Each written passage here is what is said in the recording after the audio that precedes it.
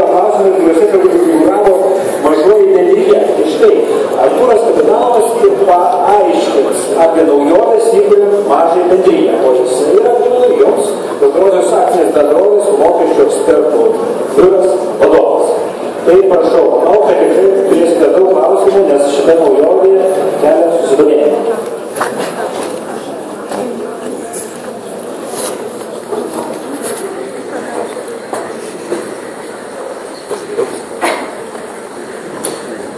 Labai diena ir aš pristatysiu gan trumpai apie tas mažasias bendrijas, kokie yra jų pliusai, kokie jų yra minusai. Tai pats esu auditorius, mokesčių konsultantas, 15 metų dirbantis apskaitos ir mokesčių srityje. Tai paminėčiau visų pirma, pradedant su tą mažąją bendriją, norint kurti mažąją bendriją, vis dėlto reikia turėti kažkokį verslo planą, kuo apskritai planuojate užsiimti. Įkurti pačią mažąją bendriją tikrai nėra galbūt sudėtinga, bet pats principas yra tame, kad tai yra įmonė. Tai yra normali, veikianti tada gautųsi įmonė, kuri turi teikti įkūrus mažąją bendriją, automatiškai tampa kaip ir įmonė, reikia teikti visas ataskaitas. Ataskaitas reikės teikti ne tik mokesčių inspekcijai, ataskaitas reikės teikti ir sodrai, ataskaitas reikės teikti ir statistikai, ataskaitas reikės teikti ir registrų centrui. Automatiškai tas ir gaunasi visų pirma, kad jeigu tai įkūrimas kaip ir įmonės. Šiai dienai tai buvo, ta prasme, kokią rūšį pasirinkti. Tai ilgą laiką iki rugsėjo 1 dienos praktiškai 2 įmonių rūšys buvo, arba individualių įmonių grupų. Įkuriant individualią įmonę irgi nėra jokių problemų. Jei kurti yra labai lengva ir paprasta, jei nereikia jokio įstatinio kapitalo individualioj įmoniai, didžiausias minusas individualios įmonės yra tik tai toks, kad jeigu ar mokesčių inspekcija priskaičiuoja didelės baudas, ar dar kas nors, sakykime, kokias sankcijas, ir įmonė pati neturi turto, fizinis asmuo atsako, savininkas šiuo atveju atsako savo asmeniniu turtu. Kitaip tariant, jeigu įmonė, pavyzdžiui, bankrutuoja ir nesumoka mokesčius, visą tai gali nukreipti į savininko asmeninį turtą. Uždaroji akcinė bendrovė, svarbiausia yra įstatinis kapitalas 10 000 litų. Uždaroji akcinė bendrovė šiuo atveju, jeigu savininkas nori dirbti, jis būtinai turi būti darbinamas, jis turi būtinai gauti algą, algos automatiškai mokėti mokesčius. Pliusas yra uždarosios akcinės bendrovės tame, kad jeigu, pavyzdžiui, įmonė bankrutuoja, arba ten kokie mokesčiai ten papildomi priskaičiuojami, įmonė atsako tik tai įmonės turtu. Tai yra ta, ką įmonė turi. Fizinis asmuo savo akcininkas šiuo atveju savo asmeniniu turtu praktiškai neatsako. Ir dabar atsiradusi ta mažoji bendrija nuo rugsėjo 1 dienos. Įkurti ją paprasta, eiti reikia į registrų centrą, automatiškai sumokama 170 litai, galima įkurti net ir internetu. Ir šiuo atveju, kas yra tik tai svarbiausias mažąją bendriją? Nereikia įstatinio kapitalo, jokio. Taip yra kaip ir personalinė įmonė, nereikia. Ir mažoji bendrija neatsako, savininkai neatsako savo asmeniniu turtu. Kitaip tariant, jeigu mažoji bendrija, sakykime, bankrutuoja dar kažkas, jinai kaip ir uždaroji akcinė bendrovė atsako tik tai įmonės turtu, ką įmonė turi.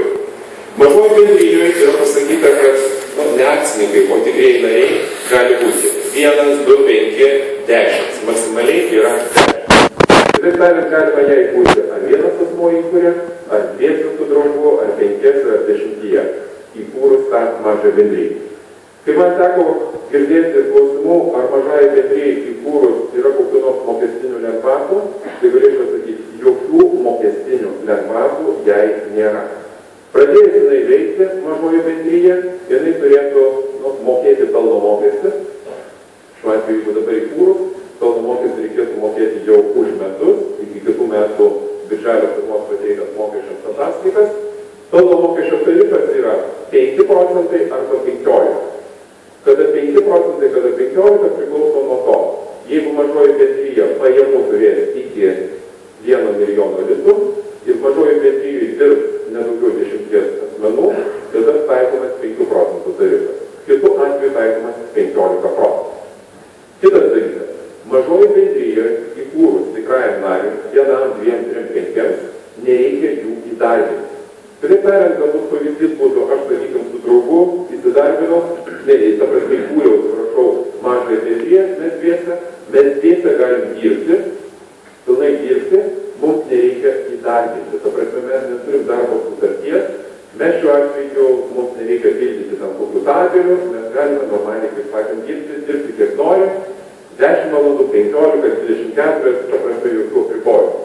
Mes tik tai kaip nariai galim pasiimti pelno dalį. Kitaip tariant, mažoji bendrija uždirbusi pelną, aš jį galiu pasiimti kaip tikrasis narys.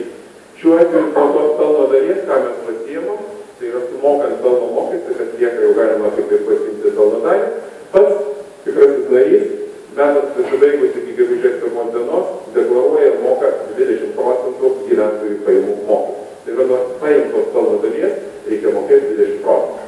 Tačiau įstatymai yra labai tokia įdomi nuostata. Nežinau, kaip jinai praktikai gyvendins, bet tokia yra įdomi. Sakykime, dabar nuo rugsėjo 1 įkūriau mažąją bendriją ir jinai jau dirba. Sakykime, jau už rugsėjį, matau yra pelno, aš tą pelną jau pasiėmu kaip tikrasis narys. Man reikia gyventi, aš tos pinigus pasiėmu. Įstatymas leidžia metų eigoje tą pelną pasiiminėti. Įstatymas sako, kad iki kitų metų gegužės man reikės pradeklaruoti ir sumokėti. Tačiau įstatymas kartu ir dar dalyką pasako. Jeigu, pavyzdžiui, rugsėjai pelnas, spalį pelnas, lapkritį pelnas, o gruodį minusas. Dirbam nuostolingai, kaip sakykime, pelno už metus nėra. Arba jisai yra mažesnis. Tai įstatyme pasakyta, kai išaiškėja, kad tiek pelno žmogus negalėjo pasiimti, jam per 30 dienų reikės tos pinigus grąžinti atgal į įmonę. Įsivaizduokit tą situaciją, dabar spalio pradžią įsijame, kitų metų balandį sužinot, kad pelno nėra, nes balansas, sakykime, kaip ir paskaičiuojamas, ir jūs turit grąžinti pinigus, kurių greičiausiai tų pinigų nėra. Nes jie vis tiek neguli kažkur kišenėje ir panašiai.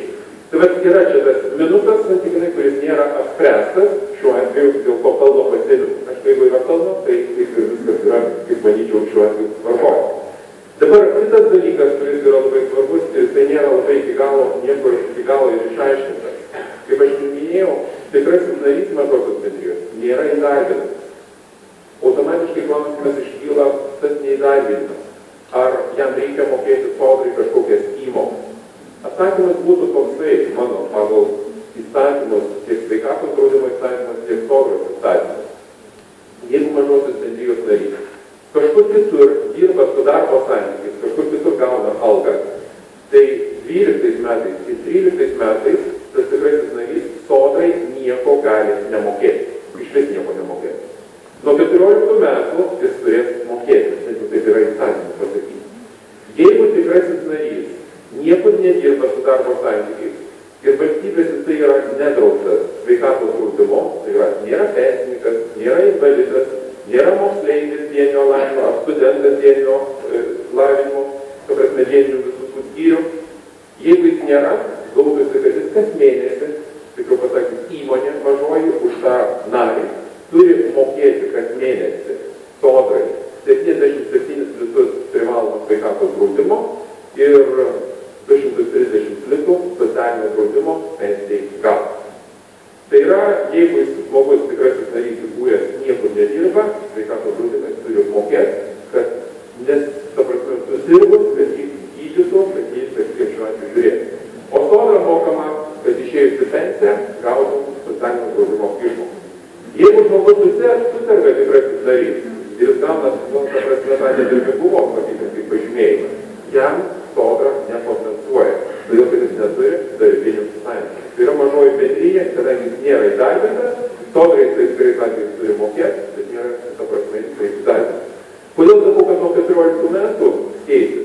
2014 metais yra pasakytos sodros įstatyme, kad ar tu kur nors kitur dirbi ar nedirbi, mažiausiai nuo minimalios algos, tai yra 150, reikės vis tiek mokėti privalomus sveikatos draudimo ir socialinio draudimo įmokas.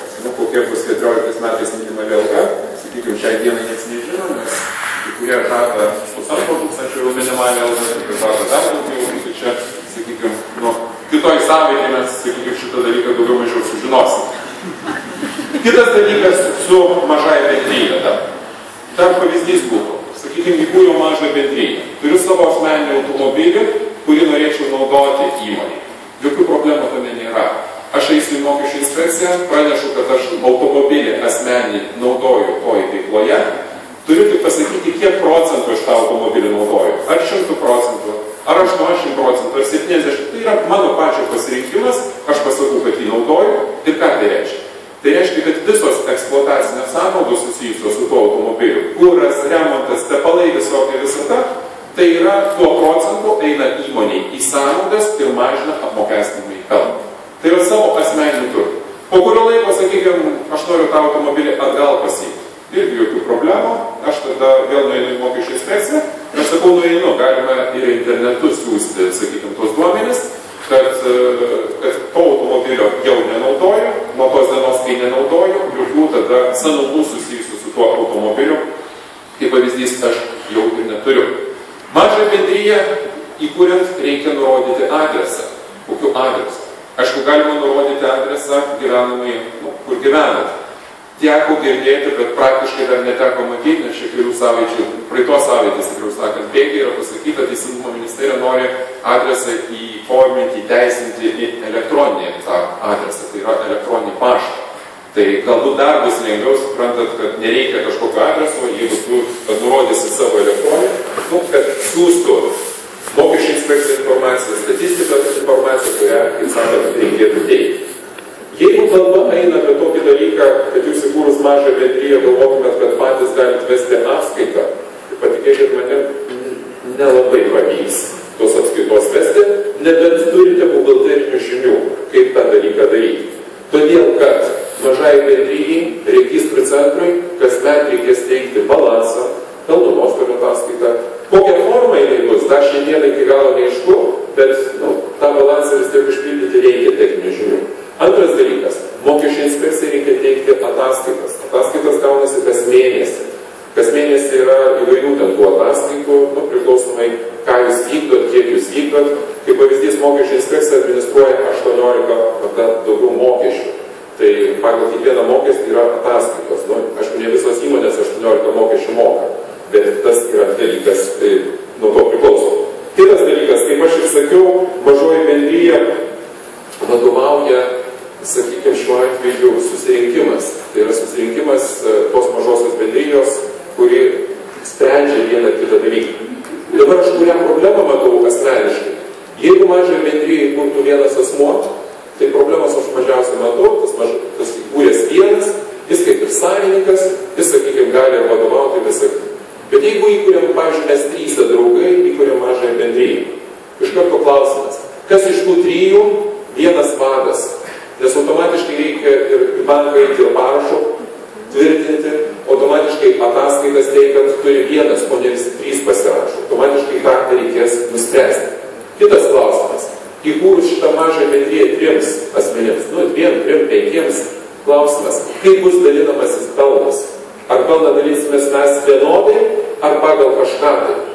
Jeigu uždaroje esate bendrovėje, tai pagal akcijų kiekį. O čia automatiškai mes reikės nuspręsti, ar mes po lygiai, ar mes dalimės. Ir kitas dalykas, mano praktika, jau 25 metų praktika šitoj srity, kiek aš dirbu ir kiek aš matau, pasakyčiau tiek, jeigu įkuria mažą bendriją, daugiau negu vienas asmuo, tai ateina laikas, kai reikia skirtis. Vis tiek susipešama, kas daugiau, kas mažiau dirbo, kodėl man tiek, kodėl ten tiek, šitas dalykas tikrai gyvenime ateina. Kam greičiau, dabar kiek paskutinių laikų matau, kai jaunimas įkuria, tai ten po 2-3 mėnesių skyrybos ateina. Ten, kurie ten, sakykime, vyresnio, tai ten dar 5 metus iškenčia. Ir po to vis tiek yra tas dalykos, nes vis tiek turi būti kaip ir vienas. Jeigu eitų kalba šiandienai kūrėt įmonę, ką kurti, aš tikrai galbūt patarčiau kurti mažą bendriją, tai yra dėl to paprastos priežasties. Jei kurti yra paprasta, nereikia įstatinio kapitalo ir mažoji bendrija neatsako, sakykime, savininkas savo asmeniniu turtu. Ir kitas dalykas, mažoji bendrija, skirtingai nuo OP, nuo uždarosios akcinės bendrovės, yra paprasčiau pasiimti pinigus iš įmonės. Tai yra, jeigu aš dabar uždaroju akcinį bendrovę ir būdamas akcininkas norėčiau, bet jau dabar metus pasiimti pinigus, jau iš karto yra įvairių problemų. Ar aš juos traktuoju kaip paskolą, ar aš juos turiu traktuoti kaip dividendus, o jeigu dividendai, tai įmonė jau turi išskaičiuoti mokesčių labai daug. Mažoji bendrijoje yra pinigų, aš juos pasiėmu. Tai yra nėra jokių, sakykime, įpareigojimų. Yra tik tai įpareigojimas toks, kad metams pasibaigus nuo tų pinigų man reikės mokėti, kaip aš jau minėjau, atitinkamus mokesčius. Ir dar vienas mokestis, kuris yra svarbus, į kurį galbūt neatkreipiant dėmesį. Mažoji bendrija irgi gali tapti PVM mokėtojai. PVM mokėtojas šiai dienai yra 155 000 litų per paskutinius 12 mėnesių. Tai yra, jeigu mažoji bendrija gaus pajamų daugiau negu 155 000, jinai taps automatiškai ir dar PVM mokėtojai. Tai yra mokesčiai, kaip aš sakiau ir pradžiai, jokių lengvatų šiuo atveju nenumato. Dar vienas dalykas, ką irgi tenka girdėti, sako, dabar labai daug kas kūrė tas mažasias bendrijas, bet tenka irgi girdėti, kad jos kartu ir neveikia. Ta prasme, nieko kaip ir dar kol kas nedaro. Įkūriau ir dabar galvoju nedaryti.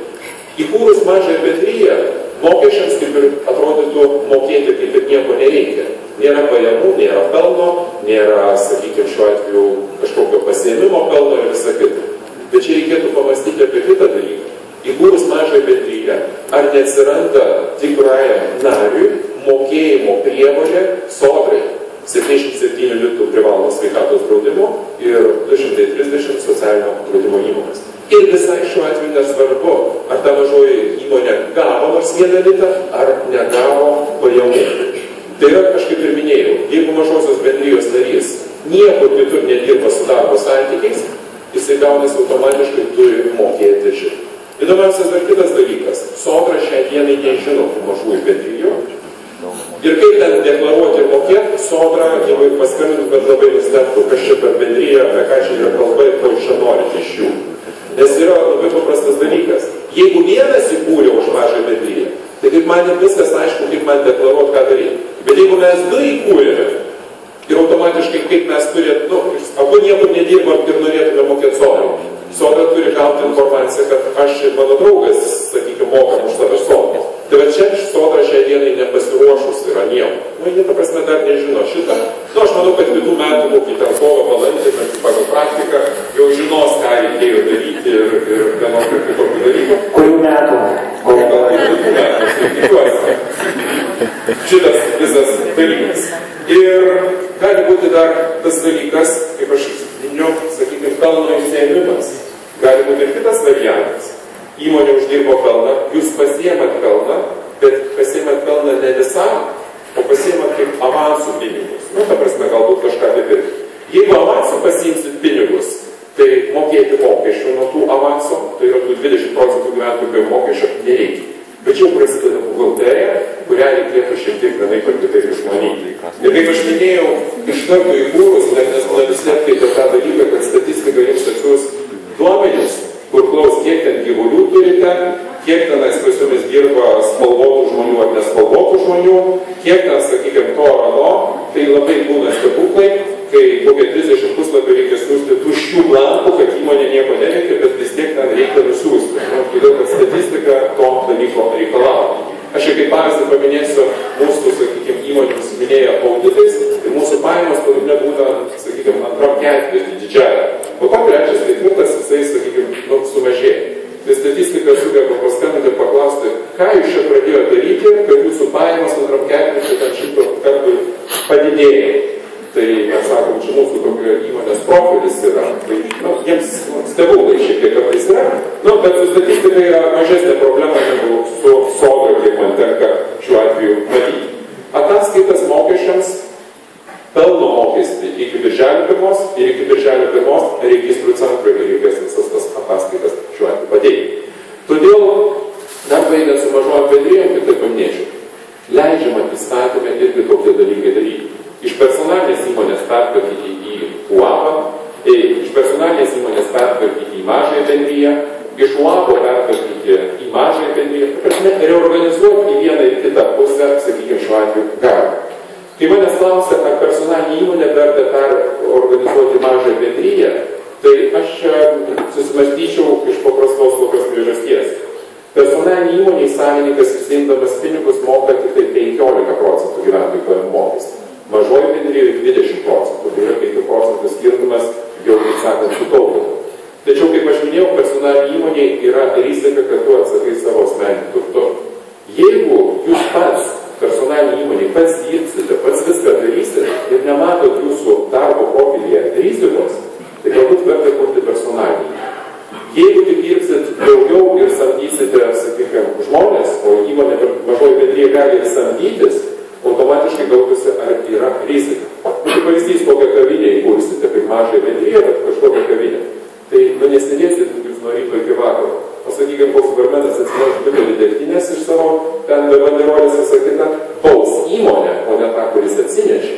Ir gali sankciją taikyti ir visi šitie dalykai, kaip pavyzdys. Tai čia reikia, kaip sakant, pasirinkti ar vieną kitą profilį. Ir kitas dalykas, jeigu jūs kiekvienas galvojat kurti verslą, tai reikėtų tada pagalvoti, ar verta galbūt irgi įmonę kurti, o gal užtenka mokesčių inspekcijai įsiregistruoti tą individualią veiklą pagal pažymą.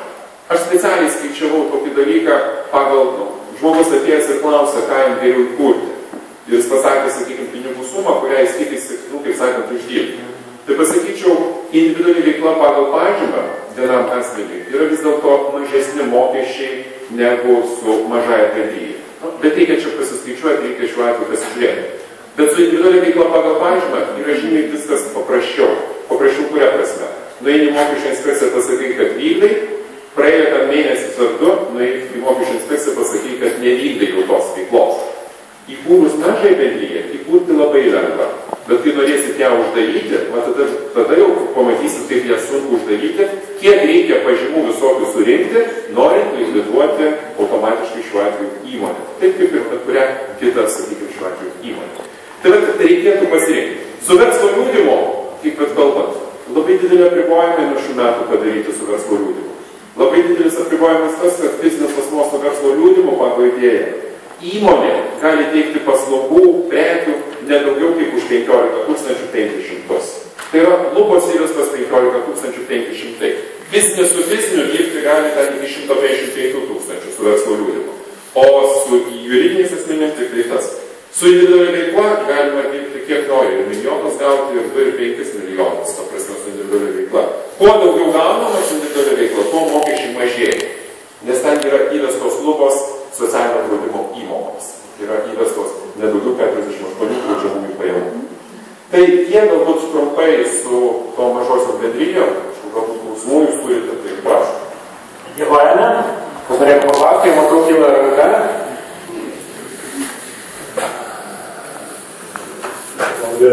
Aš norėčiau paklausti, jeigu aš, pavyzdžiui, įkuriu 2 mažasias bendrijas, aš vienoje moku tą PSD mokestį 77 litus, ar aš kitoje irgi esu kaip ten su vienas savininkas, aš moku 4 ar 2, ar tik tai vienoje tas ministris? Klausimas jūsų geras ir aš tiesiogiai atsakymą žinokit ir neturėčiau.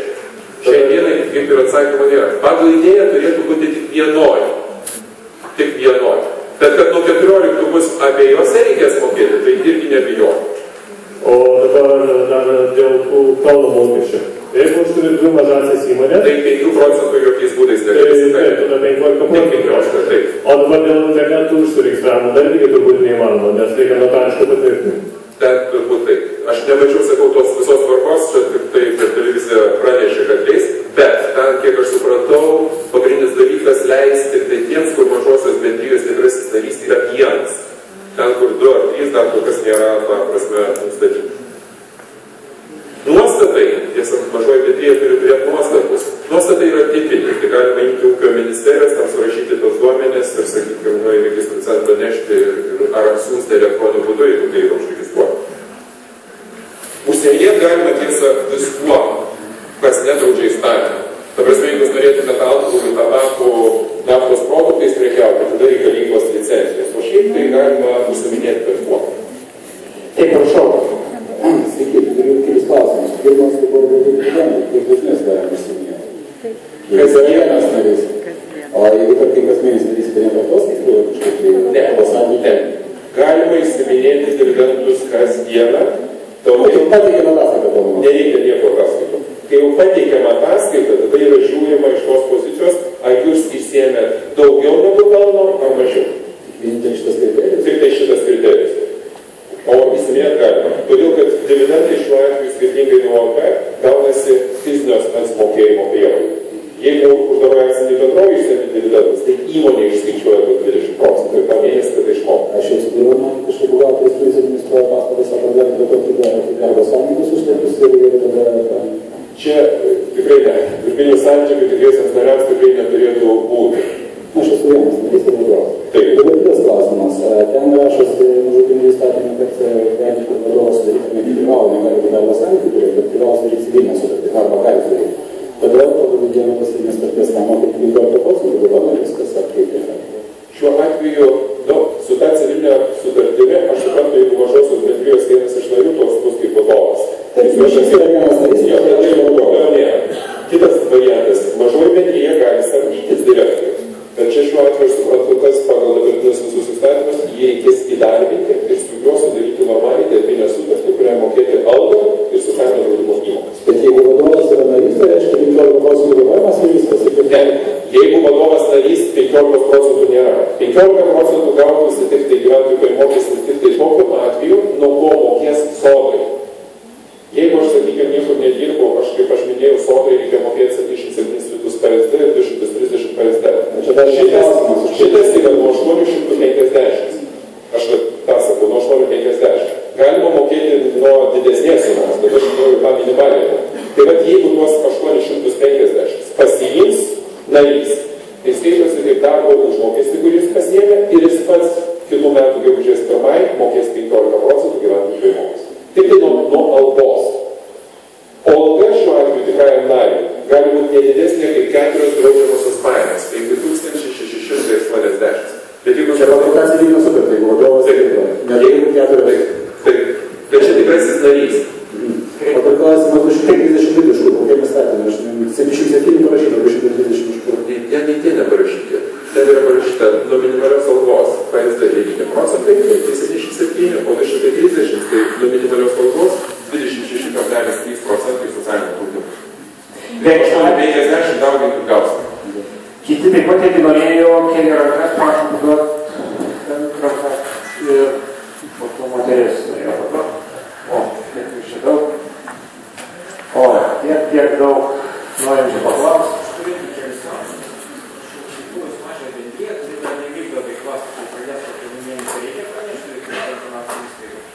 Ta prasme, jeigu įkūrė ir kur ką reikia pranešti, nieko.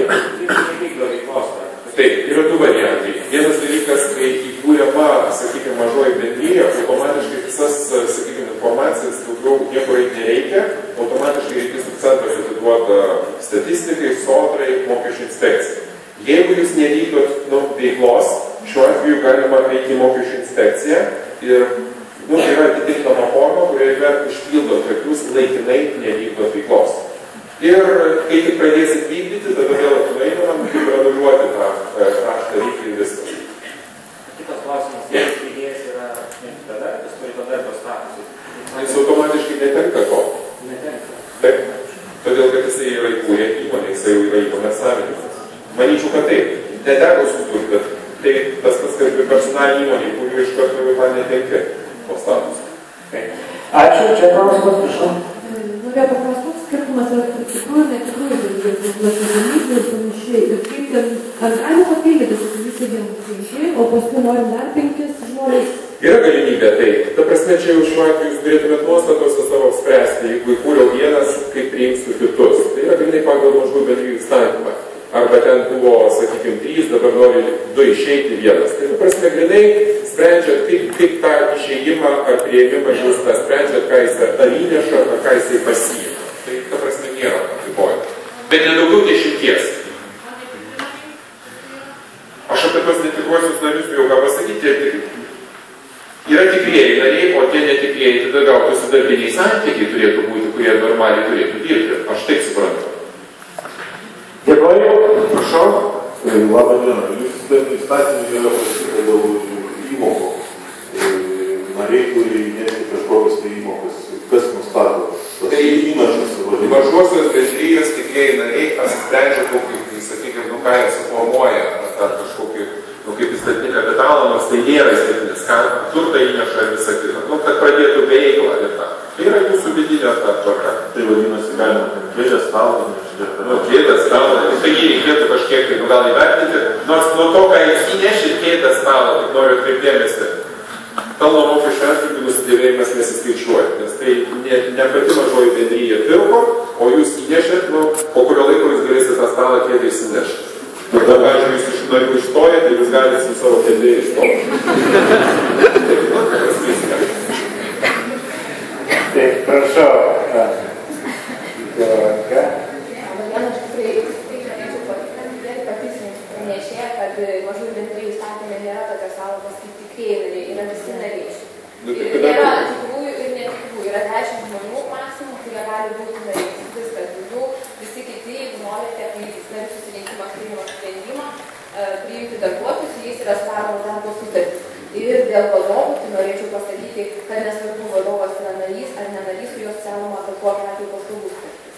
Taip, paslaugų sutartis, bet automatiškai, kaip jinai bus ten tą mokestinama, čia šiuo atveju labai. Nečiau minėjote apie darbo sutartis, tai darbo sutartis nebus vyros darbo.